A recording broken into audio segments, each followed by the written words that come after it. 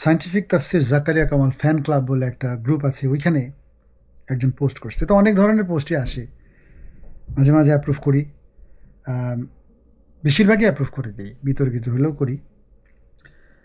কিন্তু আজকে একটা ইন্টারেস্টিং জিনিস দেখলাম। এই ভদ্রলোকের নাম হচ্ছে ফুয়াদ ফেরদৌস। সে এই যে বিশ্বকাপ নিয়ে আহ, ওয়াজ মেহফিলে এবং হুজুরা নানান রকম ওয়েট কথাবার্তা বলতেছে, সেটা নিয়ে অনেক কিছু লিখছে আর কি। লিখে লাস্টে সে এই ম্যাচটা অ্যাড করছে, দেখতে পাচ্ছেন কিনা কে জানে।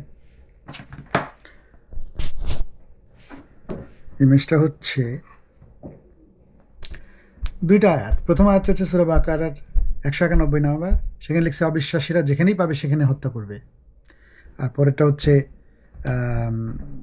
6 নম্বর সূরার 139 নম্বর, তোমার ধর্ম তোমার কাছে, আমার ধর্ম আমার কাছে।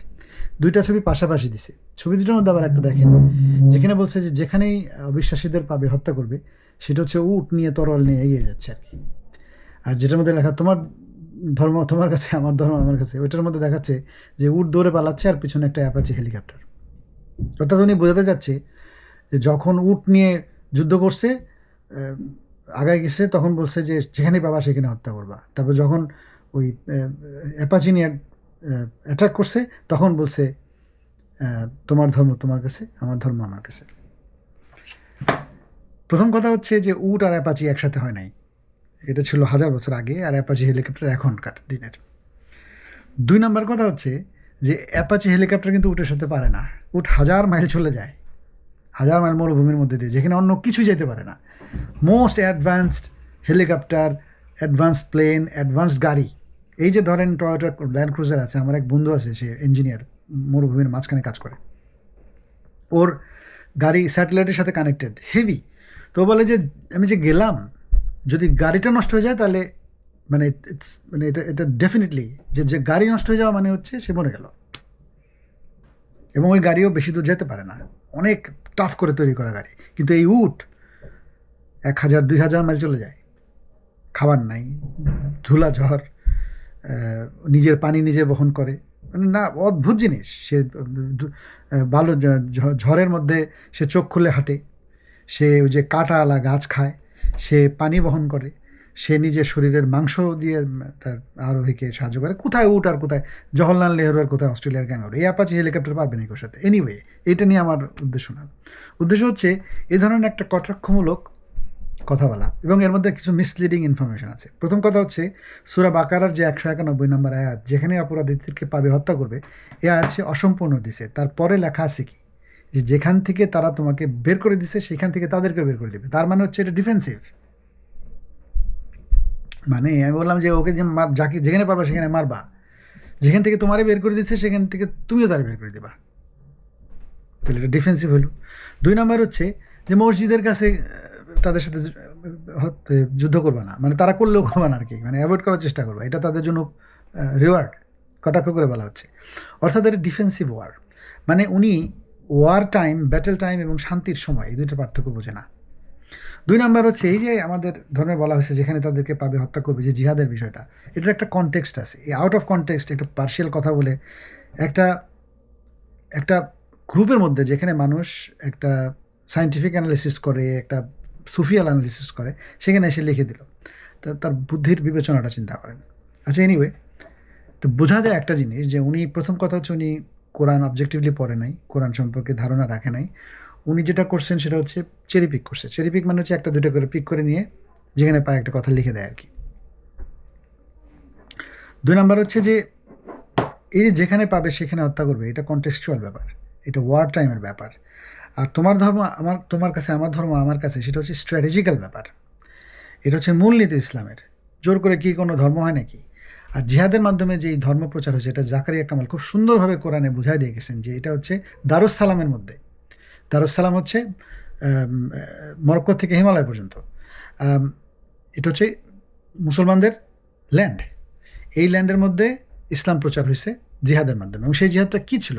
মানুষকে মেরে মেরে জিহাদ, ধর্ম প্রচার করা না। সেটা এটা হচ্ছে গোত্রীয় এলাকা, ট্রাইবাল। এখানে গোত্রপতি যদি না মানে অনুমতি দেয়, তাহলে গ্রহণ করা যায় না। তো এই তাগুত বলে এটাকে। যারা বিরুদ্ধে ছিল হ্যালো, বুঝছি, ঠিক আছে, বাই। তো কি বলছিলাম, তো ওই তাগুদ হটায় দেওয়ার জন্য মানে রিজিম চেঞ্জ যেটা আমেরিকা করে, যে গিয়ে সরকার চেঞ্জ করে দেয়, এটা আসলে ওই ইসলাম প্রচারের সময়কার। তো গিয়ে অফেন্সিভ যেগুলো ওয়ার ছিল সেগুলো হচ্ছে ওই এলাকায়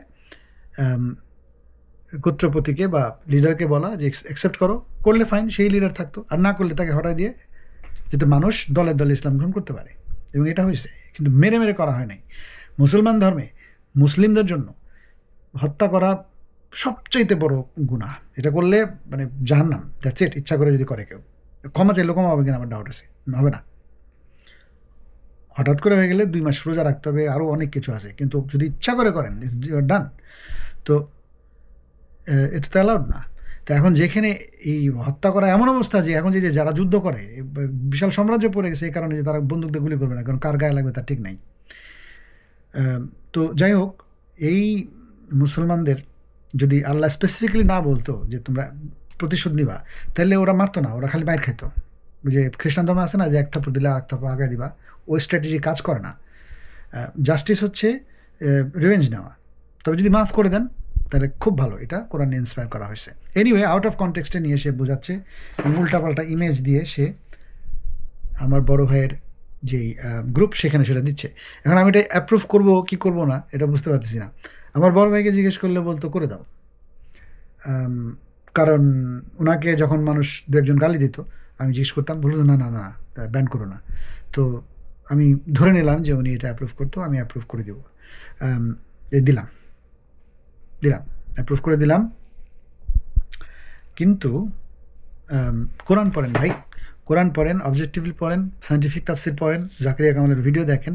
কোরআনের মধ্যে ফুরকান বলে একটা বই আছে, কোরআনের মধ্যে নাস মানে মানব জাতির জন্য একটা সেগমেন্ট আছে, কোরআনের মুহসিনিন মানে ভালো কাজ যারা করে তাদের জন্য একটা সেগমেন্ট আছে।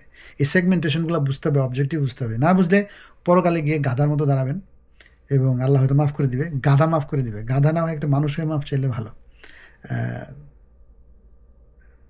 বিরক্ত হয়ে কথাগুলো বললাম এই লোকের উপরে, বাট বিরক্ত হইলেও তার ঠিক আছে, বলতেই পারে আমি অখুশি না, ঠিক আছে, হয়তো খুব ভালো মানুষ, কিন্তু একটা মানে হুজুগে উপর একটা লিখে ফেলছে, কিন্তু এরকম লেখা ঠিক না। কারণ এতে অন্য মানুষ যারা আমাদের ধর্ম সম্পর্কে জানে না তারা অনেক ভুল ধারণা করে। তাহলে সামারি কী হলো? সামারি হচ্ছে যে উনি যে উটের সাথে অ্যাপাচি হেলিকপ্টার কম্পেয়ার করছে, এই কম্পেয়ার চলে না। উট অনেক উচ্চমানের জিনিস। 2 নম্বর হচ্ছে অ্যাপাচি হেলিকপ্টার দিয়েও আজকের যুগেও পারে নাই। এই যে ইরানের সাথে নিঃশর্ত $300 বিলিয়ন দিচ্ছে এখন, চুরি করে গোপন করে ইসরায়েলের সাথে যে হার মেনে সাইন করে দিয়ে আসছে আমাদের ট্রাম্প বাবা। তো যাই হোক, ওপারে থাকে, আমার কাছেই থাকে। তো কি বলতেছিলাম, এটা একটা। 2 নাম্বার হচ্ছে যে যেখানে পাও সেখানে হত্যা করো, এটা কনটেক্সচুয়াল হত্যা না, এটা হচ্ছে ডিফেন্সিভ। ওয়ার টাইমে এই সূরা বাকারার 191 যেটা ছিল, এটা ফুরকানের অংশ, অর্থাৎ ওয়ার বুকের অংশ। এটা উম্মাহ প্রতিষ্ঠার সময় যে যুদ্ধ চলতেছিল তখনকার ইনস্ট্রাকশন, মুত্তাকিদের জন্য, আপনার আমার জন্য না। আপনি হাদিস পড়ে দেখেন, রাসূলুল্লাহ সাল্লাল্লাহু আলাইহি ওয়াসাল্লাম বলছেন যেখানে উট জানা সেখানে অ্যাটাক করবে না, অর্থাৎ ওই মরুভূমির বাইরে ইসলাম প্রচার করাই নিষেধ করার ডিম। ওটা প্রচার করবে হচ্ছে সূরা, আপনি ওই 20 নম্বর সূরা বা 10 নম্বর সূরা দেখবেন যে আমাদের ওর নাম কি, খিজর আলাইহিস সালামের চলে আসছে। তার মানে হচ্ছে সুফিজমের মাধ্যমে ধর্ম প্রচার হবে, এবং সেভাবেই হয়েছে ইন্ডিয়াতে, অন্যান্য জায়গাতে, ওই দারুসালামের বাইরে। সুতরাং এই উল্টাপাল্টা কথাবার্তা একটু বলা না বললেই ভালো হয়, কারণ যে বিষয়ে ঠিকমতো পড়াশোনা করেন নাই সেই বিষয়ে কথা বলা ঠিক না। একটু লেখাপড়া করলে পরে সুন্দর কথা বলতে পারবেন, তখন ওই বিরুদ্ধে বললেও কনটেক্সচুয়াল বলতে পারবেন, বোকার মতো না। বিরুদ্ধেও বলা যায়, বিরুদ্ধে বললেও ভালোভাবে এমনভাবে বলবেন যাতে সেটা সঠিক তথ্য হয়। এমন কথা বলা ঠিক না যেটা ভালো কথা না। ভালো থাকবেন।